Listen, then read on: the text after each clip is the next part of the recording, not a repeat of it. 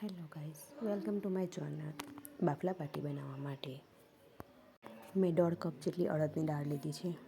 અડદની દાળને સરસ ધોઈ નાખી છે. ધોઈને પછી મેં કુકરમાં બાફવા માટે મૂકી છે. અંદર થોડું મીઠું એડ કર્યું છે. મીઠું એડ કરીને એને કુકરને મેં બંધ કર્યું છે અને પછી મેં એને 4 સીટી વાગવા દીધી છે. મેં તેમાં 1 સ્પૂન ઓઇલ યાની તેલ ઉમેર્યું છે, જેનાથી ઉભરીને બહાર ન આવે. કુકર બંધ કરીને સીટી વગાડું છું. હવે ઘેવનો કરકરો લોટ લીધો છે મેં 3 વાટકી જેટલો. એમાં અડધી વાટકી મેં સોજી નાખી છે.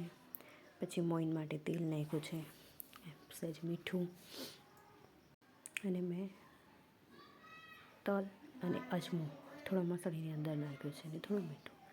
હવે એને ગરમ પાણી થોડું કરીને એમાંથી મેં લોટ બાંધી લઉં છું.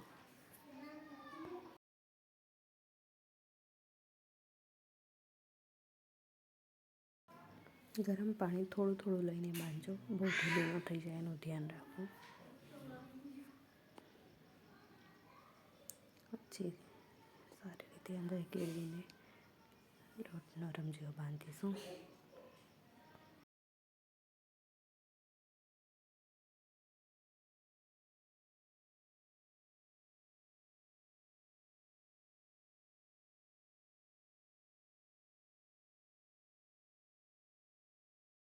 લોટના સરસ બધા ગોળ બોલ્સ બનાવી લઈશું.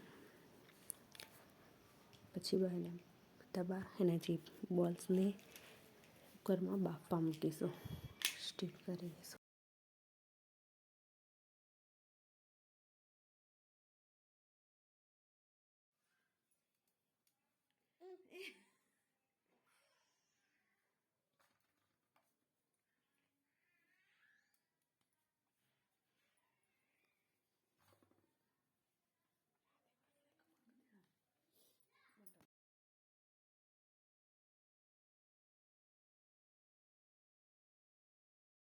કુકરમાં નીચે 1 લોટો જેટલું પાણી મૂકીને ઉપર બોલ્સ ગોઠવી દીધા છે.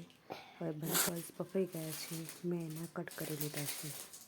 હવે એક પેનમાં 3 ચમચી જેટલું તેલ લઈશ. તેમાં મરચું, લસણ અને આદુની પેસ્ટ નાખી પછી થોડી ડુંગળી એને શેકાવા દઈશ.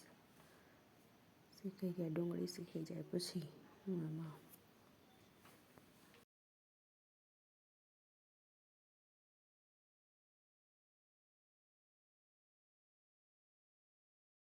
ડુંગળી શેકાઈ ગયા પછી અંદર ટમાટર ઉમેરીશ. ટમાટરને સરસ અંદર શેકાવા દઉં.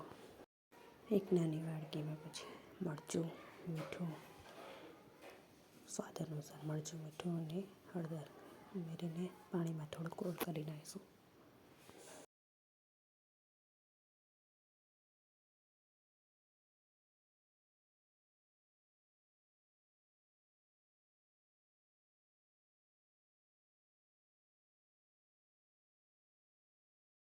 પાણી ઉમેરીને સરસ એકદમ કોલ્ડ કરી લઈશું અને પછી એ મસાલાને જે આપણે મસાલો શેકેલો છે એમાં ઉમેરીશું.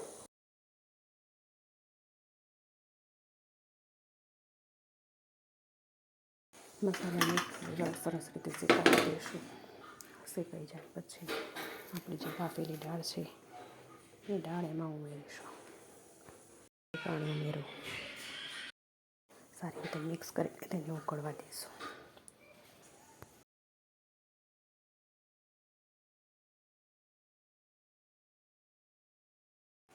આપણી બાટી અને દાળ તૈયાર, ready. Thank you for watching. Like and subscribe.